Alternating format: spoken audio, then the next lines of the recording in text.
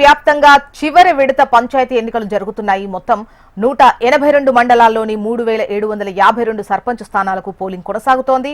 సర్పంచ్ ఎన్నికల్లో 12640 మంది అభ్యర్థులు పోటీ పడుతున్నారు. అలాగే మొత్తం 28406 వార్డులకు ఎన్నికలు జరుగుతుండగా 75283 మంది బరిలో నిలిచారు. రాష్ట్ర వ్యాప్తంగా 36483 పోలింగ్ స్టేషన్స్ ను సిద్ధం చేసింది ఎన్నికల సంఘం. ఉదయం 7 గంటలకే పోలింగ్ ప్రారంభమైంది. ఓటర్లు పోలింగ్ స్టేషన్ కు చేరుకొని తమ ఓటు హక్కు వినియోగించుకుంటున్నారు.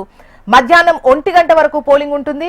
మధ్యాహ్నం 2 గంటల నుంచి కౌంటింగ్ ప్రక్రియ స్టార్ట్ అవుతుంది. ఇక సాయంత్రం లోపు ఫలితాలు వెల్లడి కానుంది.